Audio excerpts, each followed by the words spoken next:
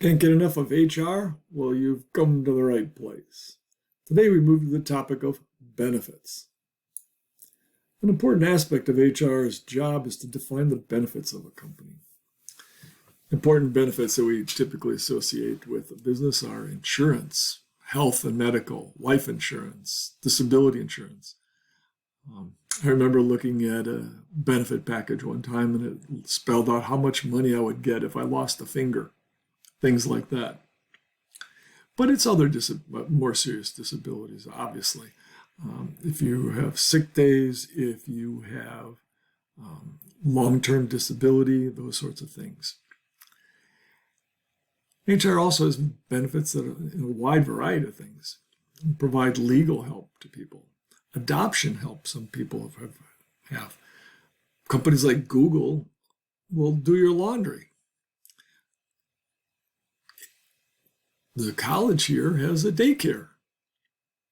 So there's all kinds of benefits that an employer can give, and it's just being creative.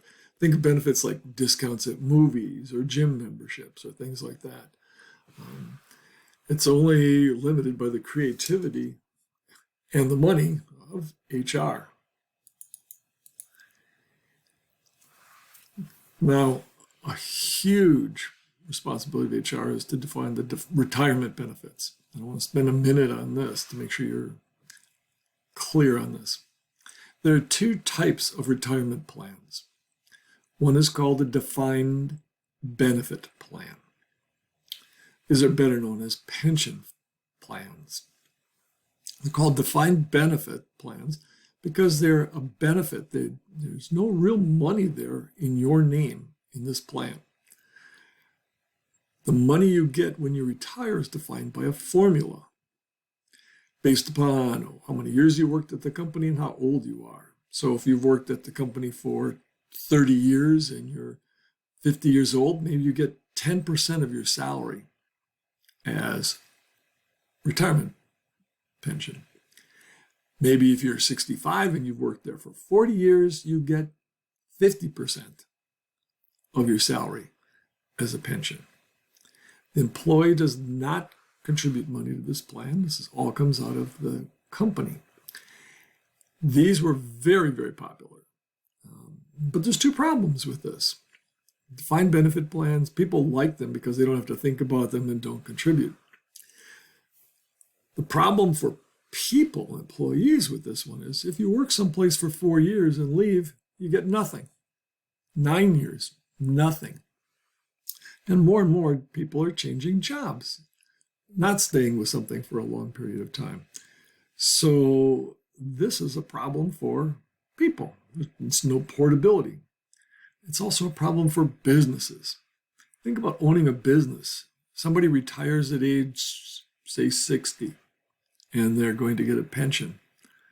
You need to keep paying that person money for maybe 30 years or more, and they're doing no work. They're bringing in no income to the company, no revenue. You're just paying them for 30 more years. That's a big problem for a company. So what was created were 401ks. We've talked about these in class, so you should be very familiar with them. There's a version of 401ks for public companies. Those are 403bs. So teachers and government workers will have a 403b. They work exactly the same way, they just have different names. You'll recall that the employer puts money in. The employer, the company, the individual, the employee can put money in. And often the employer will match in some way or another how much the employee puts in. Well, that's a great thing, right? Free money. Now, most businesses, non-government businesses, have moved to 401ks. I would say all, but there's probably one or two out there that still have pensions. Again, for the reasons I talked about earlier. It's more beneficial to individuals and the business to have a 401k. It's portable for the employees. You can take it with you, and the employer, when you resign or leave or retire, doesn't keep paying somebody for the next 30 years. So we talked about this in class, right? The 401k. This does not, the IRA and the Roth IRA, those don't really apply to businesses. Those are individual accounts. But the 401k does. Recall that money goes in is tax deductible, grows tax free, it's tax deferred. And when you take it out at 59 and a half, you have to pay income taxes.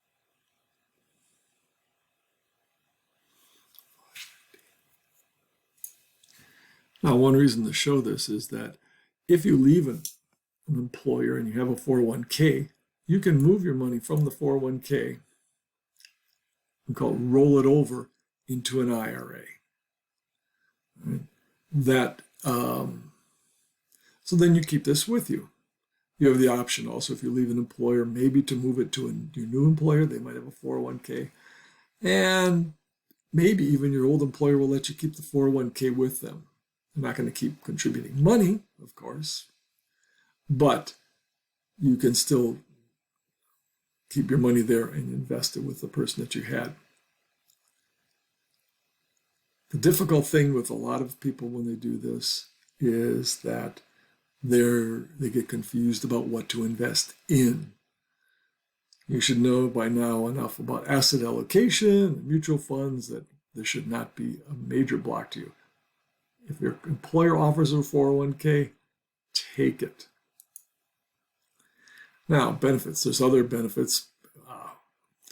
I talked about RVCC offering a daycare center, sometimes you have parental leave for children, vacation days, personal days. Those are all part of benefits programs that HR will define. Now, not all workers have the same needs. At different stages in your life, you might need different kinds of benefits. When you're young, if you're 22, single, no kids, hey, you really don't need much insurance. You don't need family, medical, whatever. You just need personal stuff, personal benefits. However, as your family status changes and you have a spouse, maybe you have children, now you're going to need family medical, you're going to need more life insurance, your needs change. And then again, hopefully someday, your stinking kids get a job, they leave the house eventually, and your needs change down to less of a need for life insurance and less of a need for family medical insurance. Well, flex, or you'll hear people call it cafeteria-style benefits, allow workers to pick the benefits that they want, the level of benefits sometimes, right? Normally it's just health insurance and life insurance, but you purchase the benefits that you need and you want. When I say purchase, the company will give you a certain amount of money, say $500 a month, and you use that money for benefits to decide what you're going to buy, how much health insurance, individual and spouse, family. Life insurance, 2 times my salary, 3 times my salary. If you don't use up all the benefits that the company gives you, say that $500, if you only spend $450 using this on insurance, you get the $50 in your paycheck. If you buy more, then you pay for more, right? But it allows individuals to pick the level of benefits that they want.